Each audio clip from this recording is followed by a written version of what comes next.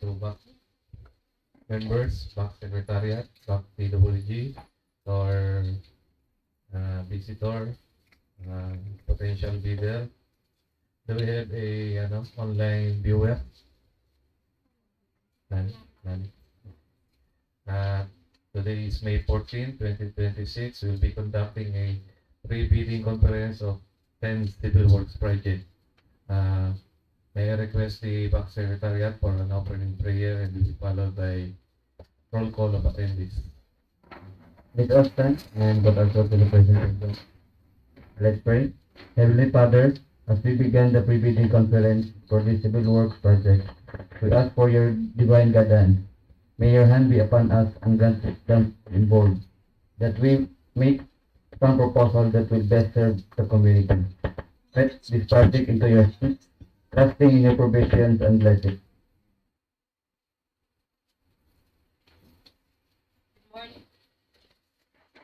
Good morning once again. Before we proceed for our pre-bidding conference for CID 26 JG003 REBID, 26 JG005, 39, 46, 50, 54, 58, 61, 62, and 64. May call on attendance.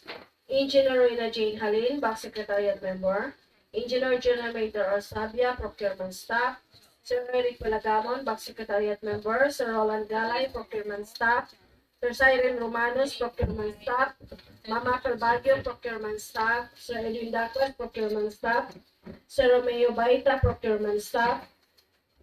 Sir Benji Banyes, Procurement Staff. Engineer Artemis El Villar, Back Member. Maureen Sarugada, yours truly, Back Secretariat Member. Engineer Abdul Kader Pimpo, Back Member. Engineer Alfonso Dagayluan, representative from Alajenio Construction. Engineer Lorenzo P. Mendoza, Back Chairman. Engineer Artemio Boy A. Halin Jr., Back Provisional Member. Engineer Sherlyn Pearl B. Visorio, Back TWG Member. Engineer Alanzar Esasid, TWG Member. Architect Harry Israel Longson, representative from Planning and Design Section. Engineer Donald Villanueva, Back Member.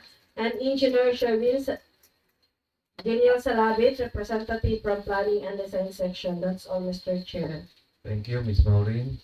With 5 members of the BAC present today, I declare this meeting in quorum. Let me inform everyone that this proceeding is being live streamed to our official YouTube channel for transparency. Let's now hear from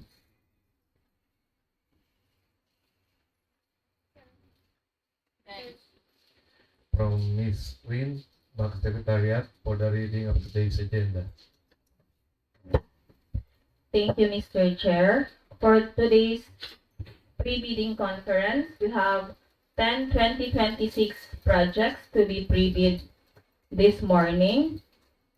First, we have 26 JG003 REBID, Basic Infrastructure Program, Access Road and or Bridges from the National Road leading to major strategic public buildings facilities. Construction of road, Barangay Maraya to Barangay Lumbal at Vincenzo, Sagun, Zamboanga del Sur with an ABC of 9,550,530 pesos. Source of fund, DAA FY 2026 with a calendar days of 58 calendar days. Brief description, construction of 5-meter width by 0.2-meter thick PCCP with 1.5 width shouldering on both sides. An application of reflectorized thermoplastic pavement markings for white and yellow.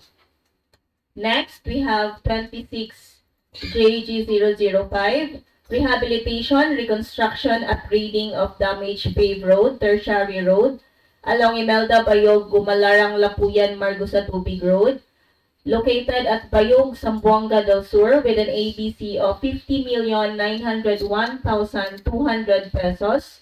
Source of fund, GAA FY 2026 with a calendar days of 165 calendar days.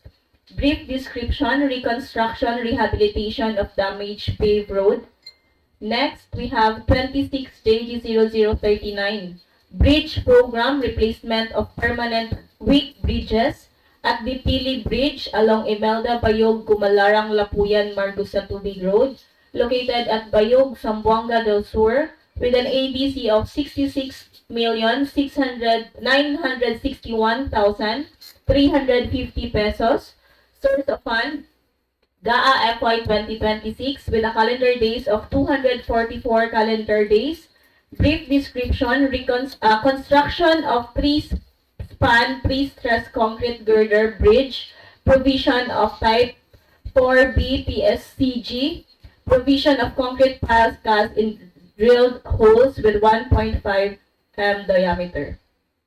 Next, 26JG0046, Convergence and Special Support Program, Basic Infrastructure Program, Multipurpose Building Facilities to Support Services, construction of multi-purpose building, legislative building at Barangay Poblacion, Lapuyan, Zamboanga del Sur, with an ABC of 9,800,000 pesos. Source of fund, GAA FY 2026 with a calendar days of 165 calendar days. Brief description, construction of multi-purpose building, 2-story with roof deck legislative building. Next, 26JG0050, Convergence and Special Support Program, Basic Infrastructure Program, Multi-Purpose Building Facilities to support services, construction of multi-purpose building at Barangay Pinig, Libano, Dumalinaw, Zamboanga del Sur, with an ABC of 19,800,000 pesos. Source of fund, GAA FY 2026, with a calendar days of 160 calendar days and a brief description of construction of multi-purpose buildings, 2-story building, ZDS PGC building. Next, 26JG0054, Convergence and Special Support Program, BIP, multi-purpose building facilities to support services, construction of multi-purpose buildings, Zamboanga del Sur Provincial Government College at Margusa Tubig Campus, Barangay Poblacion, Margusa Tubig, Zamboanga del Sur, with an ABC of 9,900,000 pesos. Source of fund, GAA FY 2026, with a calendar days of 120 calendar days. Brief description, construction of multi-purpose building, 1-story ZDS PGC building. Next, 26JG0058, Asset Preservation, Rehabilitation, Reconstruction of Road with Slip Slope Collapse and Landslide, Tertiary Road, Junction, Dumalinaw, Margusa Tubig Road, located at Barangay Bulawan, San Miguel, Zamboanga del Sur, with an ABC of 24,970,400 pesos. Source of fund, GAA FY 2026. Calendar days, 120 calendar days. Brief description, construction of concrete slope protection resting of steel sheet pile foundation. Next, 26JG0061, Asset Preservation, Rehabilitation, Reconstruction of Road with Slip Slope Collapse and Landslide, Tertiary Road along Silangan, Bayog, Lakewood Road, at Barangay Dipasi, Bayog, Zamboanga del Sur, with an ABC of 61,763,860 pesos. With a source of fund, GAA FY 2026, we have 180 calendar days. Brief description of concreting of concrete slope, protection resting of steel sheet pile foundation. Next, we have 26JG0062, Asset Preservation, Rehabilitation, Reconstruction of Road with Slip Slope Collapse and Landslide, Tertiary Road along Silangan, Bayog, Lakewood Road at Barangay Kahayagan, Bayog, Zamboanga del Sur, with an ABC of 19,713,680 pesos. Source of fund, GAA FY 2026. Calendar days, 120 calendar days. Brief description, concreting of concrete slope, protection, resting of steel sheet pile foundation. Next, 26JG0064, asset preservation, rehabilitation, reconstruction of roads and steep slopes, collapse and landslide, Tertiary Road, Sindangan, Bayog Lakewood Road, at Barangay Kahayagan, Bayog, Zamboanga del Sur, with an ATC of 45,698,380 pesos. Source of fund, GAA FY 2026. Calendar days, 167 calendar days. Brief description, concreting of concrete slope protection, resting of steel sheet pile foundation. I think that's all, Mr. Chair. Thank you. Thank you, Ms. Ring. Let us proceed with the presentation of the planning design session for the technical requirements.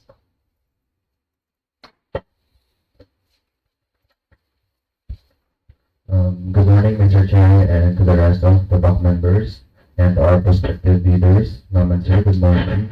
So this morning, I will present some of the projects that are scheduled for today's pre-bidding conference.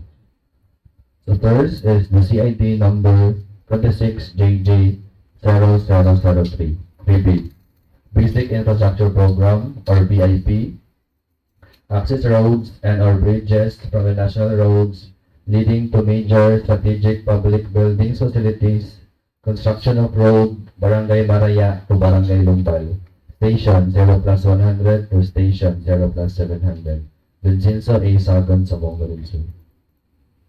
So on the screen is the map showing the start and end of the project. So the JPEG photos showing the beginning of project and end of project. So the plan and profile of the project. The cross sections.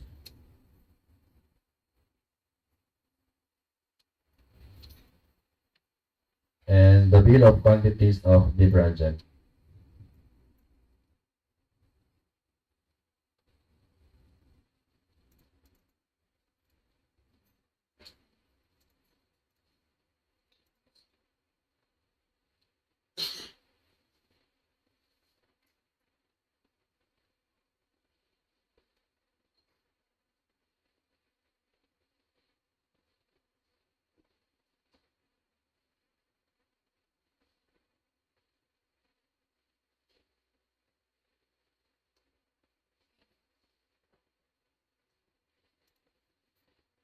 And on the screen is the minimum equipment requirement and technical personnel required of the project.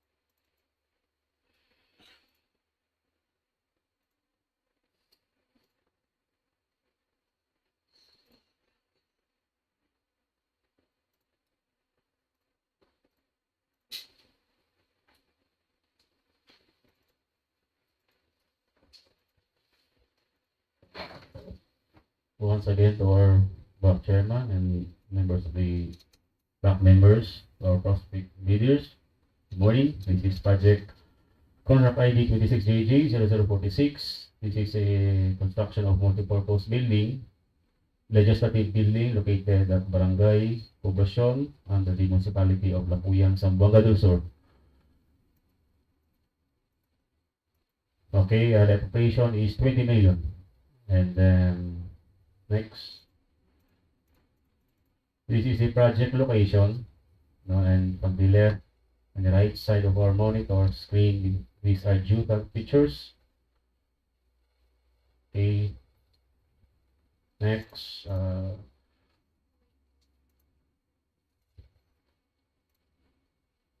these are the minimum personnel, key personnel and equipments. Now for the P item for this 26JJ0046, we have permits and clearances, installation of project billboards, safety and health. We have signages, mobilization and demobilization. We have also item for structure excavation, embankment from borrow, and we have item also for gravel field. And then we have item for structural concrete, These are ready mix concrete, 28 days, 3,000 PSI. And then we have item also for reinforcing steel, deform bars, grade 40 and 60. We have also included item for formworks and force works. Next, item for soil poisoning and installation of CHB load bearing, including bars. And then we have also installation of frames, glass windows, aluminum glass windows, sliding and fixed type, and also installation of finishing hardware, doors, wooden panel doors, and we have also glass door, swing type, and aluminum glass frame door, sliding type, and awning type windows, and then we have plasterings, waterproofing also, cement based, and then we have installation of railings, ceilings for 4.5 mm fiber cement ceiling boards with metal frames. And we have PVC panel, coat type on metal frames, and we have also installation of glazed and unglazed tiles. Painting works, we have from masonry, wooden paint, and steel paint. And then we have also installation of 0.5 mm thick corrugated long span. We have accessories such as the gutters, flashings, and then we have installation of structural steel trusses, purlins, accessories like bolts and rods, steel plates, sag rods, cross bracings, and turnbuckles. We have also installation of zero line works, storm drainage and downspout, cold water line, and plumbing fixtures. And then we have a separate item for the installation of septic vault, and then installation of catch basin, HB. And then for the electrical works, we have installation of conduits, wires and wiring devices, panel board, and branch breakers, lighting fixtures. And then we have pole mounted transformer with complete accessories pole. No, and then we have also an item for air conditioning system. That's all for the 26JJ46. Okay, so this is the approved plan from the LGU. We have two-story legislative building. So, ma'am, if you could zoom in. Okay, so from the ground floor, we have offices.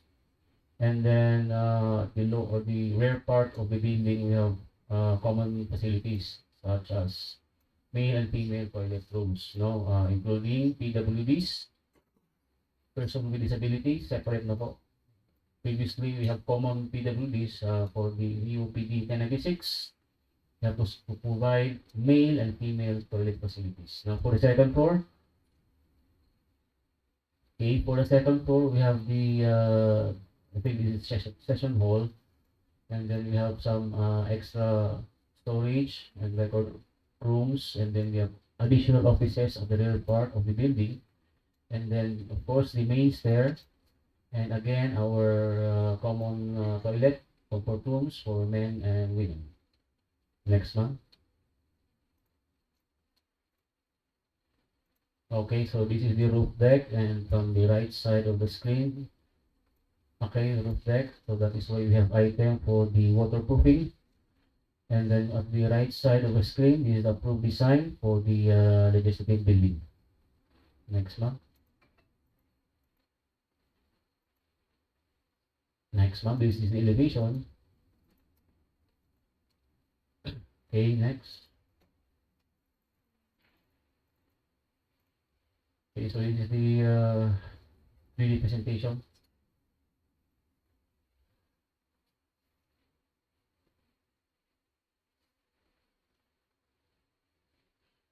We have incorporated vertical louvers, sun breakers. We have to keep out the sun rays, but accepts natural lighting.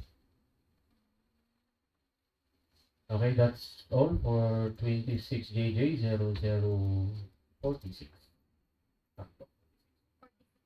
Okay, so next is contract ID 26JJ0050. This is the construction of multipurpose building located at Barangay Piniglibano under the municipality of the Malinao, Zamboanga del Sur with an appropriation of 20 million.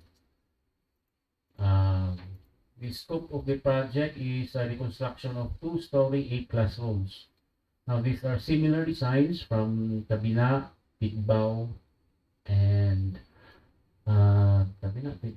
some schools, di Mataling, no? Standard design for the Zamboanga del Sur Provincial Government College. So this is the floor plan. The layout of the classroom is based on the DepEd standard layout, 7 by 9 meters, no? And of course, we provided facilities for male and female comfort rooms, including PWDs. Okay, next one. Okay, this is the second floor. Again, the toilet rooms from the second floor, same layout on the ground floor, and then we have again 4 classrooms, and then we have 2.5 meters width of the corridor. Next one. And this is the design. No, as you can see, if we have time to visit from the Mataling, these are the design. No, same design from all campuses for the ZDSPGC. Next one. Okay, the typical elevations. Next one. Okay, so following items for this project. Okay, these are the minimum key personnel and equipments. And pay items, we have also project billboard, installation, we have safety and health, mobilization, demobilization, we have also lighting systems. These are solar panel light posts. We have an item also for removal for existing structures, and then we have item for excavation, embankment, gravel fields. Next. We have also item for ready mix concrete, class A, 28 days, and then we have item for reinforcing steel, grade 40, and also we have formworks and force works. Next. Okay, so we have item for soil poisoning and an installation of 150 mm thick CHP non-load bearing, including reinforcing steel. We have installation of glass window awning type, installation of wooden panel doors, finishing hardwares, glaze and unglazed tiles. We have also floor hardeners, and we have non-slip rubberized flooring.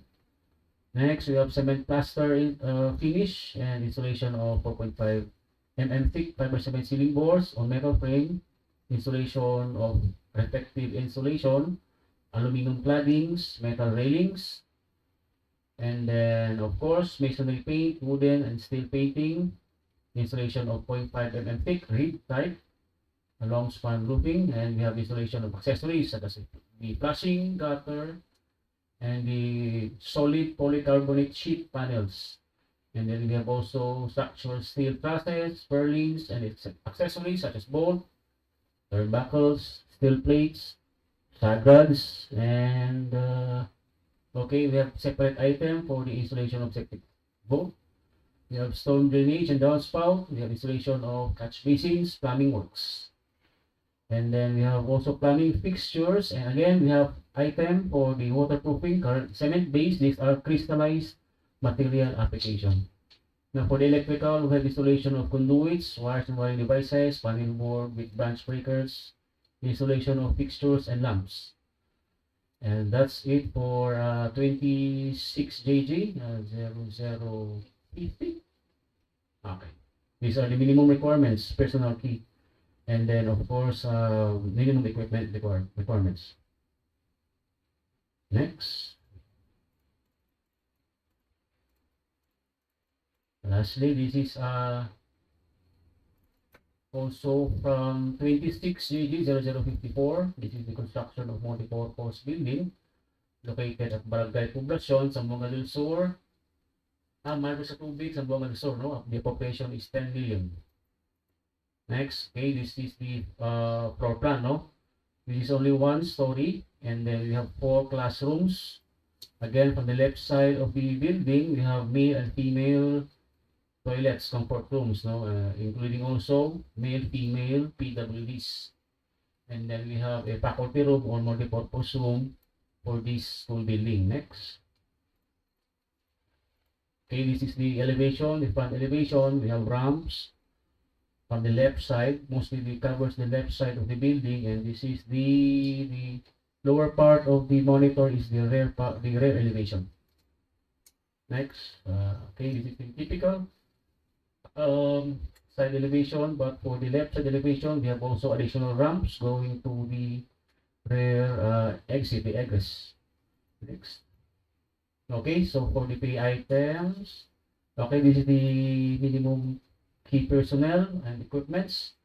Okay, for the pay items, we have installation of project billboards, safety and health, map of Zoom.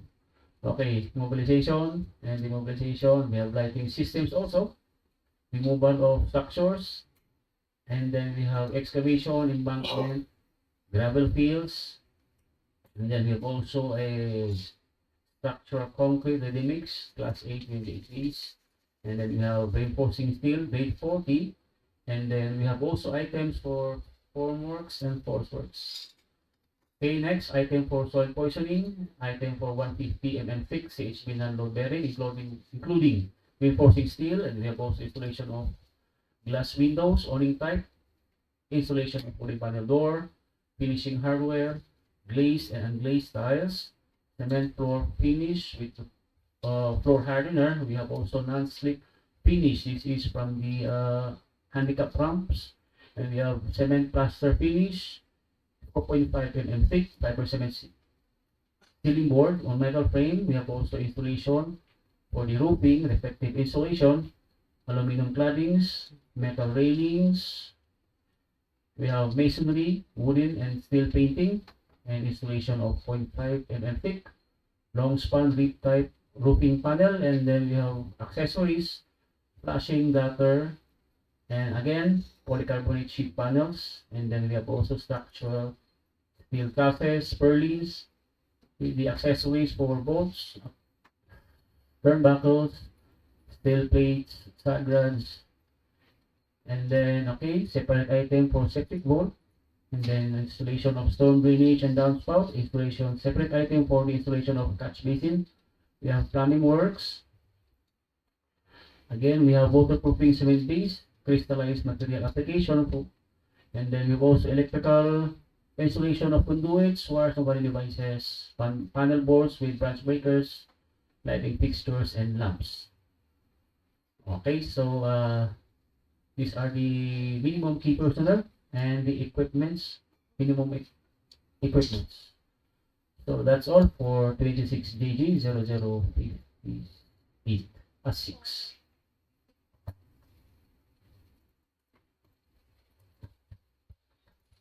So next is the CID number 26JJ0058 with contract name, asset preservation, rehabilitation, reconstruction of roads with slips, slope collapse, and landslide tertiary road. Junction Dumalinaw Marcos sa Tubig Road, K1702 plus 293 to K1702 plus 380. So on the screen is the map showing the start and end of the project. So the geotag photos showing the location of the project. As shown on the screen is the plan and profile of the project. The cross sections, the bill of quantities of the project.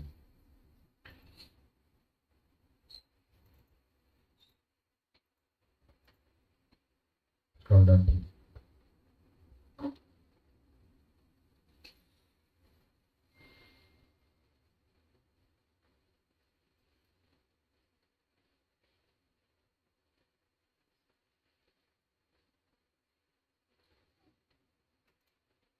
So also, as shown on the screen is the minimum equipment requirement and technical personnel required of the project.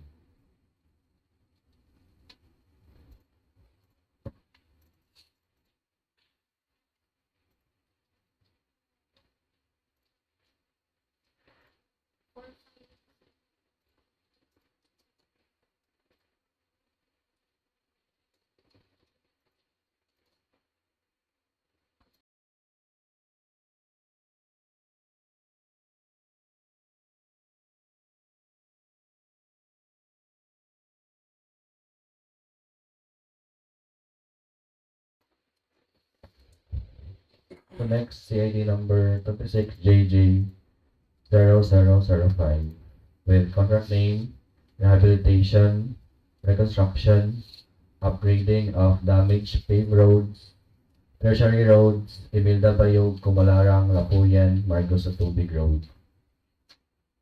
Station K1737 plus 939 to K1741 plus 153, K1741 plus 220 to K1741 plus 295. So on the screen is the bill of quantities of the project. The part A, the facilities for the engineer. So we have provision of field office for the engineer rental basis, provision of furniture, pictures, equipment, and appliances for the field office of the engineer. We have part B, other general requirements to the project billboard or signboard, occupational safety and health program, traffic management, and the mobilization and demobilization. Next, part C, earthwork. So we have the removal of actual structures, obstruction, 0.28 meter thick, PCCP, and reinforced. We have also part D, the sub-base and base course. We have the embankment from borrow, common soil. So for the part E, surface courses, so we have aggregate sub-base course, Portland cement concrete pavement and reinforced, 0.25 meter thick, 14 days. So for part H, the miscellaneous structure, we have reflectorized thermoplastic pavement markings white and reflectorized thermoplastic pavement markings yellow. So on the screen is the minimum equipment requirement and technical personnel required of the project.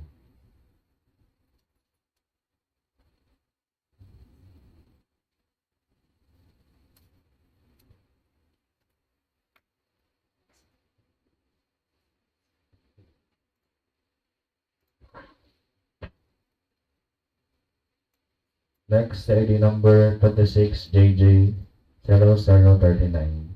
Bridge Program for replacement of permanent weak bridges, Depili Bridge, Bridge ID number B01583MN along Imelda Bayog, Kumalarang, Lapuyan Road. So on the screen is the bill of quantities of the project. We have part A, facilities for the engineer, provision of field office for the engineer rental basis, and the provision of furniture, fixtures, equipment, and appliances for the field office for the engineer. So for part B, other general requirements, so we have bridge survey and staking, the project billboard and signboard, occupational safety and health program, traffic management, the mobilization and demobilization. We have also craneway and removal and relocation of utilities.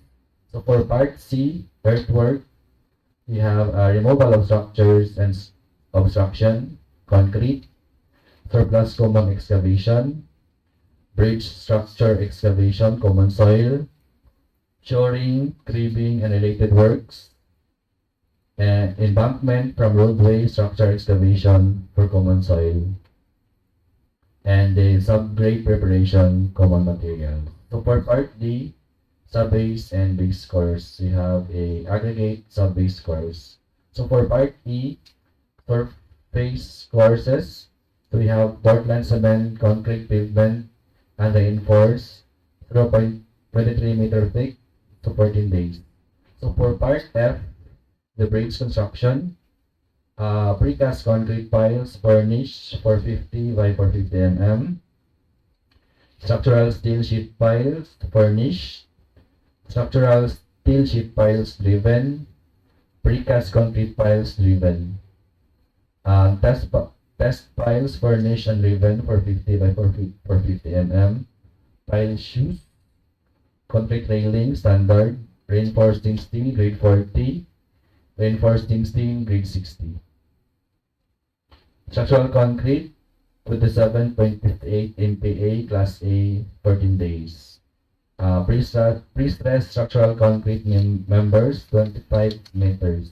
Type 4B, and lead concrete, class B, 16.5 MPa, refer to item 901. So we have also elastomeric bearing pads and expansion joint steel. Line canal concrete, rectangular, 800 mm by 800 mm. Grouted lip rock, class A, hand-laid rock embankment, and concrete for slow protection.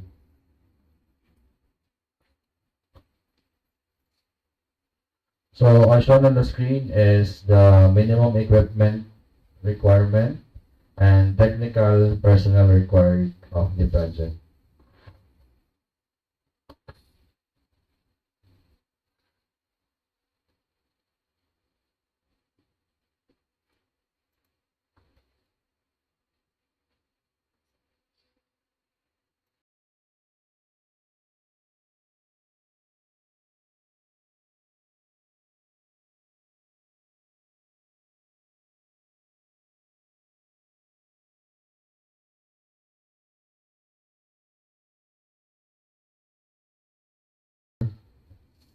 To the 6JJ0061. Organizational Organizational outcome 1, ensure safe and reliable national road system, asset preservation program, rehabilitation, reconstruction of roads with slips, slope collapse, and landslide.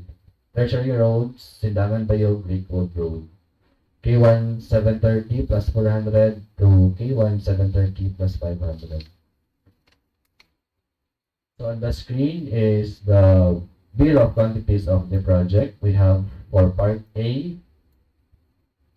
provision of field office for the engineer, rental basis, provision of furnitures, fixtures, equipment, and appliances for the field office for the engineer.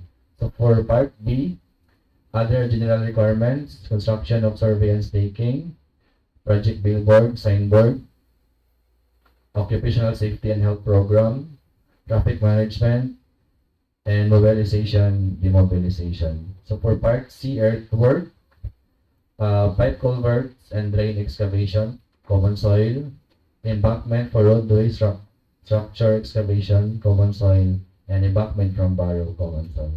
So for part J, drainage and slope protection structures, reinforcing steel, grade 60, structural concrete, 20.68 MPa, class A, 28 days. Pipe culverts, 910 mm diameter, class 4 RCPC. Line canal concrete, rectangular, 800 mm by 800 mm. Stone masonry and sheet pile steel for slope protection. So for part H, miscellaneous structures, we have metal guardrails, metal beam including posts, metal beam in end piece, tapered solar lead roadway lighting, 8 meters high, 60 to 100 watts. And on the screen is the minimum equipment requirement and the technical personnel required of the project.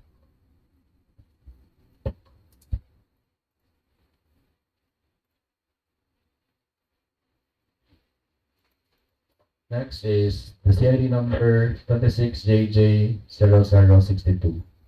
Asset Preservation Program, Rehabilitation, Reconstruction of Roads with Slips, Slope Collapse, and Landslide. Tertiary Roads, Sindangan Bayog Lakewood Road. K1737 plus 200 to K1737 plus 250. So on the screen is the bill of quantities of the project.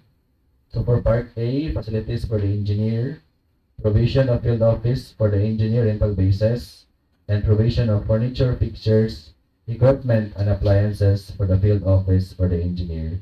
So for part B, other general requirements, so construction survey staking, project billboard, signboard, occupational safety and health program, traffic management, and the mobilization and demobilization. So for part C, earthwork, embankment from roadway, structural excavation, common soil, and embankment from barrow, common soil.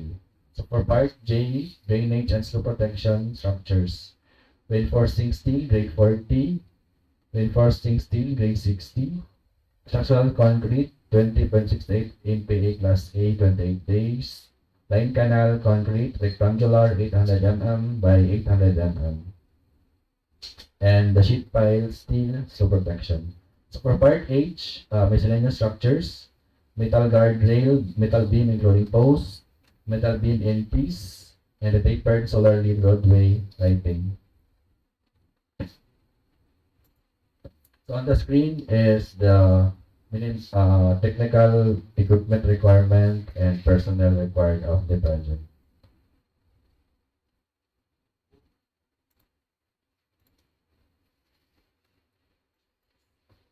Next, ID number 26JJ0064.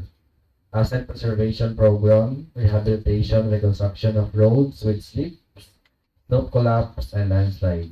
Tertiary Road, Tindangan Bayog Likod Road, K1738 plus 880 to K173900. So on the screen is the bill of quantities of the project. For part A, we have facilities for the engineer, provision of field office for the engineer, income basis, provision of furniture, pictures, equipment, and appliances for the field office for the engineer. So for part B, other general requirements, so construction, survey and staking, project billboard, signboard, occupational safety and health program, traffic management, and the mobilization and demobilization. So for part C, earthwork, we have embankment from barrow, common soil.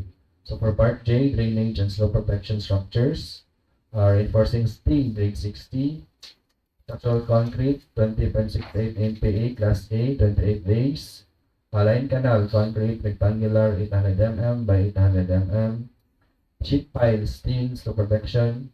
So for part H, miscellaneous structures, so metal guardrail, metal beam including posts, metal beam in piece, and a tapered solar lead roadway lighting. So as shown on the screen is the minimum equipment requirement and technical personnel required of the project.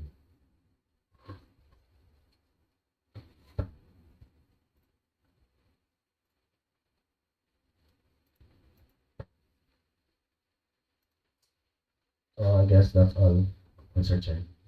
Okay, thank you, representative from the planning and design section. May I call the DPWH for their concerns for the eligibility requirements.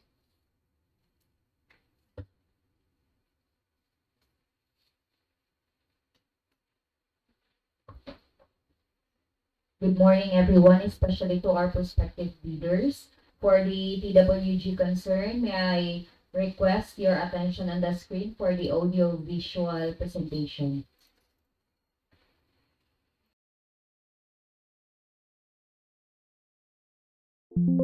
Submission and receipt of bids, Section 54 of this IRR of RE number 12009. Bidders shall submit their bids through their respective duly authorized representatives using the form specified in the bidding documents in two separate sealed bid envelopes or in appropriate documents and file format for electronic bid submission as per the relevant guidelines, and which shall be submitted simultaneously. The first shall contain the technical component of the bid, including the eligibility requirements under Section 52 of this IRR, and the second shall contain the financial component of the bid. First envelope shall contain the following technical documents at the least: PhilJEP Certificate of Registration, Platinum Membership in accordance with Section 20 of this IRR. Procurement to be performed overseas shall be subjected to the guidelines issued by the GPPB. Pickup license and registration or special pickup license in case of joint venture. Statement of all ongoing contracts, government and private. Statement of single largest completed contracts, net financial contracting capacity, joint venture agreement if applicable. Bid security in the prescribed form, amount, and validity period. Project requirements, which shall include the following: organizational chart for the contract to be bid, list of contractors' personnel to be assigned to the contract to be bid, with their complete qualification and experience data.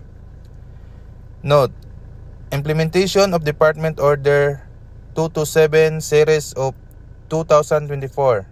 This directive to suspend the application of DO 148 Series of 2024 shall not apply to the implementation and construction of buildings and bridges, where only accredited project engineers of the contractors and the consultant may be assigned to supervise DPWH projects, except for road construction.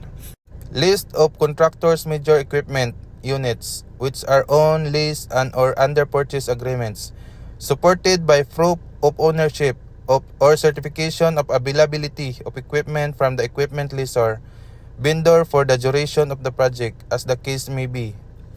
Omnibus sworn statement in accordance with Section 54.3 of this IRR. Section 54.3. The omnibus sworn statement is executed by the bidder or its duly authorized representative shall contain the following: the signatory is the duly authorized representative of the prospective bidder and is granted full power and authority to do, execute, and perform any and all act necessary to participate, submit the bid, to sign and execute the ensuing contract accompanied by the duly notarized special power of attorney, board or partnership resolution, or secretary's certificate, whichever is applicable. It is not blacklisted or barred from bidding by the GOP or any of its agencies, offices, corporations, or LGUs, including foreign government or foreign or international financing institutions, whose blacklisting rules have been recognized by the GPPB, by itself or by relation, membership, association, affiliation, or controlling interest with another blacklisted person or entity. Each of the documents submitted is a satisfaction of the bidding requirements in an authentic copy of the original, complete, and all statement and information provided therein are true and correct. It is authorizing the HOPE or its duly authorized representatives to verify all the documents submitted. It complies with the disclosure provision under Section 81 and 82 of the Act and this IRR in relation to other provisions of RE number 3019. It complies with existing labor laws and standards. It complies with the responsibilities of a prospective or eligible bidder provided in the Philippine bidding documents.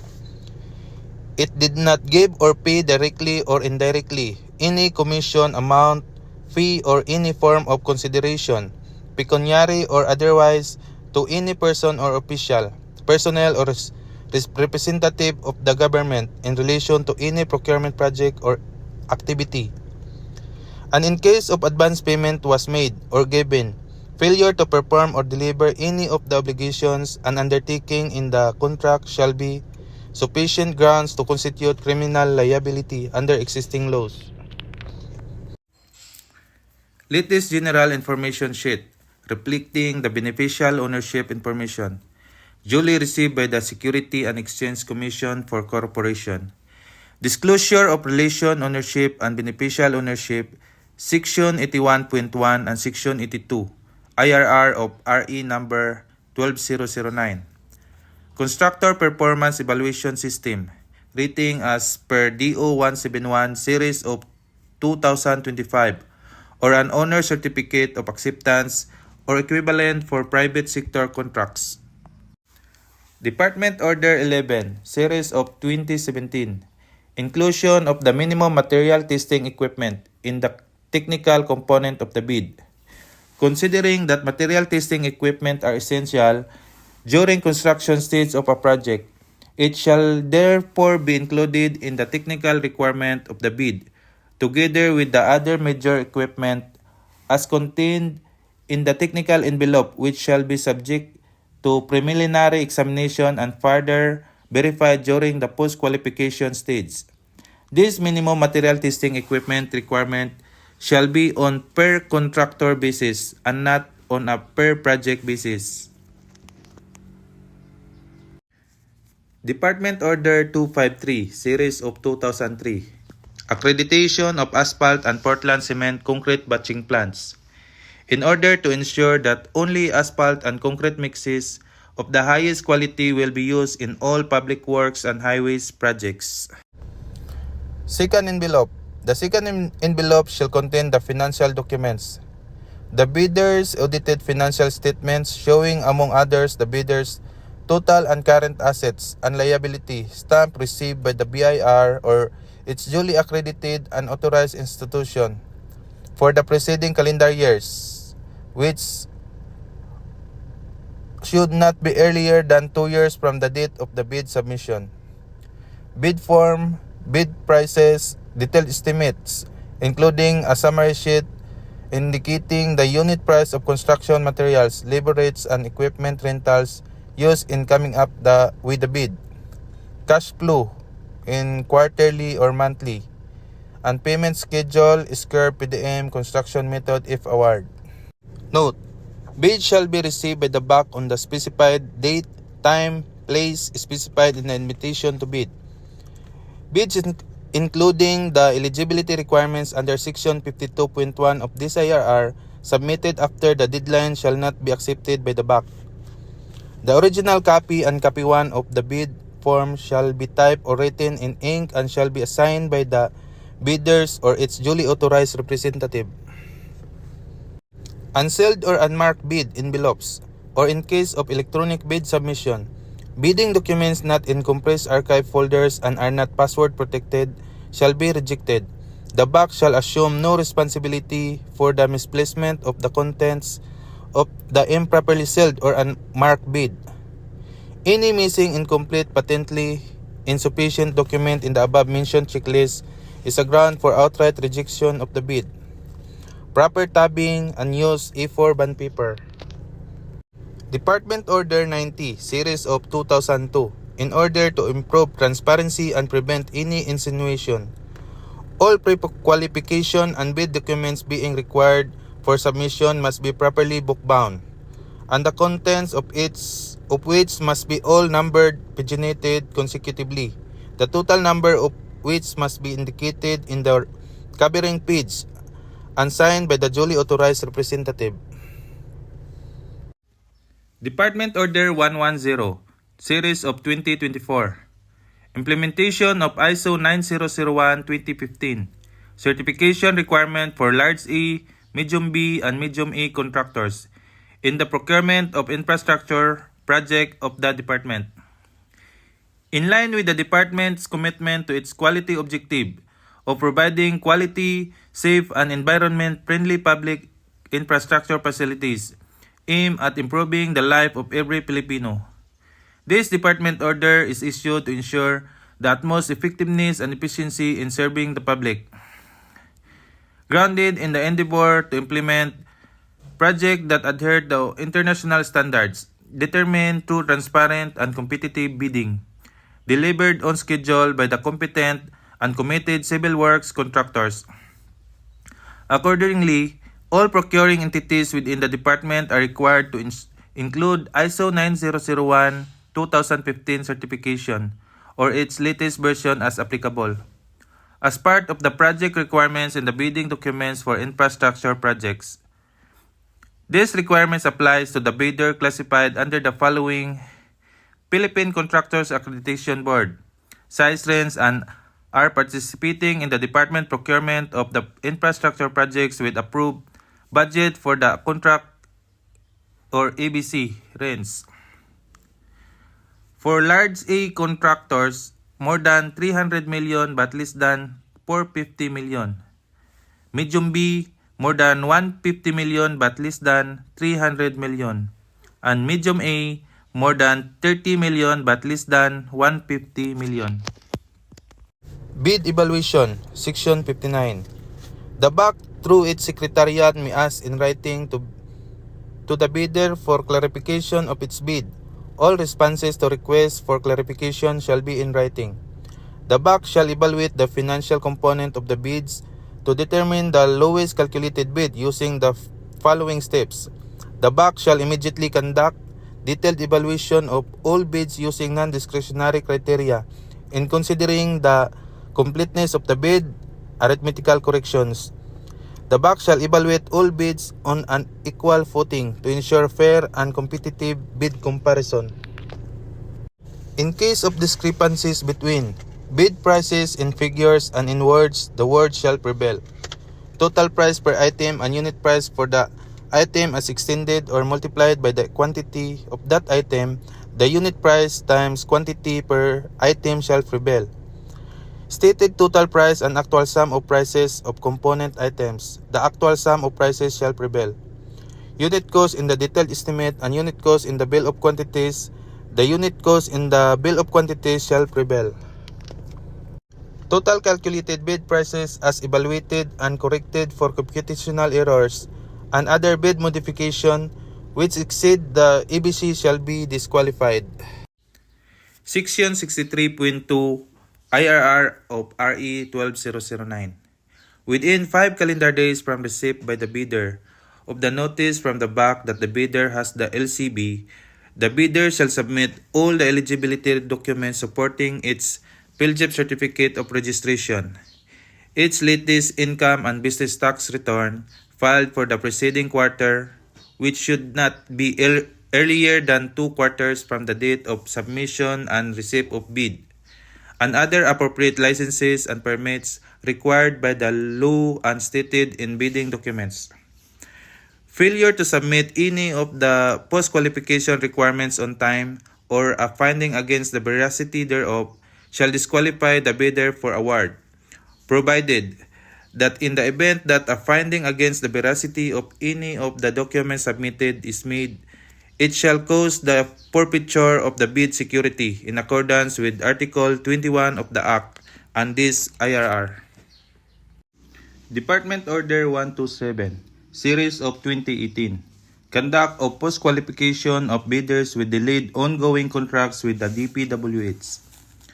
Checking the performance of the bidder on its ongoing government and private contracts.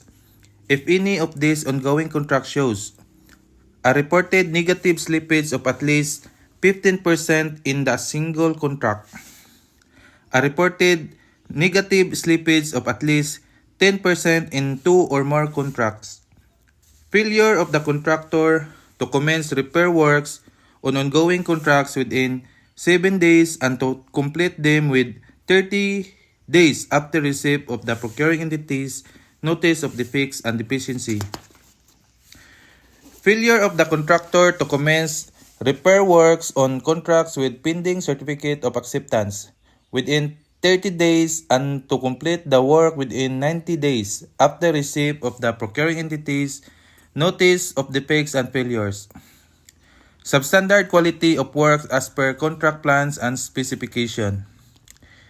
Unsatisfactory performance of the contractor obligations as per contract terms and conditions at the time of inspection. Liquidated damages currently imposed on the contractor. If the BAC verifies any of these deficiency to be due to the contractor's fault or negligence, the agency shall disqualify the contractor from the award for the procurement of infrastructure projects. Modification and withdrawal of bids, Section 55. Bidders may modify their bids provided that this is done before the deadline for the receipt of bids. For manual submission and receipt of bids, where bidders modify their bids, these shall not allowed to retrieve their original bid, but shall only be allowed to send another bid equally sealed, properly identified, linked to their original bid, and marked as a modification thereof, and stamp received by the BAC. For online or electronic bid submission, where bidders modify their bid, these shall not be allowed to retrieve their original bid, but shall only be allowed to send another bid equally secured and properly identified. In the case of electronic submission, it shall be labeled as a modification of the one previously submitted. The time indicated in the latest bid receipt page generated shall be the official time of submission. Bids submitted after the deadline shall not be accepted. Bidders may through a letter withdraw their bids before the deadline for the receipt of bids. Withdrawal of bids after the applicable deadline shall be subject to appropriate sanction as prescribed in this IRR. Bidders may also express their intention not to participate in the bidding through a letter which should reach and be stamped received by the BAC before the deadline for the receipt of bids. Bidders that withdraw their bid shall no longer be allowed to submit another bid for the same contract directly or indirectly.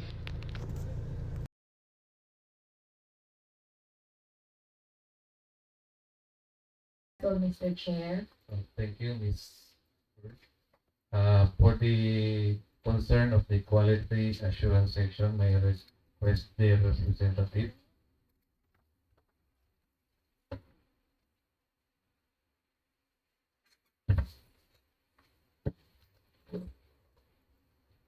Good morning, Mr. Chair.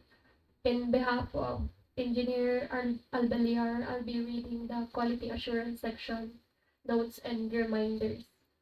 First, we have Department Order 213 Series of 2004, reiterating that testing of construction materials be conducted prior to their incorporation into the works. Next, we have Department Order Series of 2019 directing all DPWH implementing offices to optimize the utilization of their star-rated materials testing laboratories and to issue a waiver as a last resort when availing the services of accredited private testing laboratories. Next, we have Department Order 49, Series of 2021, Schedule of Minimum Testing Requirements Governing Items of Work of the DPWH, Standard Specifications for Public Work Structures, Buildings, Ports and Harbors, Flood Control and Drainage Structures and Water Supply Systems, Volume 3, 2019 edition. Next is Department Order 218, Series of 2022, Amendment to Department Order Number 49, Series of 2021, reiterating Schedule of Minimum Testing Requirements Governing Items of Work of the DPWH Standard Specifications for Public Work Structures, Buildings, Ports and Harbors, Flood Control and Drainage Structures and Water Supply Systems, Volume 3, 2019 edition. Next is Department Order 188 Series of 2022, Revised Schedule of Fees and Charges for Laboratory Testing of Construction Materials. We have also Department Order 98 Series of 2016, Revised Guidelines on the Accreditation of the Contractors or Consultants, Materials Engineers for first criteria for accreditation. Second, procedure for accreditation. Third, renewal and upgrading of accreditation. Fourth, classification of contractors and consultants, materials engineers. And lastly, criteria for the assignment of contractors or consultants, materials engineers. Next is the Department Order 174 Series of 2015, Adoption of the DPWH Specifications for Public Works and Highways, Volume 2, Highways, Bridges and Airports 2012 edition and Special Items of Work or SPL in DPWH projects. That's all, Mr. Chair. Okay, thank you, Ms. Jonah. Let me ask the potential bidder if they have any concern. Engineer? Okay, thank you. May I call the back secretariat for the schedule of our next activity? Okay, for our next activity, we have the opening of bids, dropping and opening of bids, scheduled on May 26, 2026. These are the CIDs to be open for CID 26JG005, 26JG0039, 26JG0061, 26JG0062, and 26JG0064. For the second schedule, we have May 28, 2026, CID 26JG03 repeat, 26JG0046, 26JG0050, 26JG0054, and 26JG0058. Venue, back conference room, ground floor, DPWH 2nd DEO Campus, Zamboanga del Sur. We will close the back at exactly 10 a.m. in the morning. That's all, Mr. Chair. Okay, thank you, Ms. Rina. Thank you for participating in our REBID conference. But before we leave, may I request the back secretariat for a closing prayer. Let's all stand. Let's pray. Gracious Lord, prepare us as we depart. Thank you for the opportunity to come together in your name. Strengthen our bonds as a team. Guide our ways until the next procurement activity. In Jesus' name we pray. Amen. Okay, the meeting is now adjourned.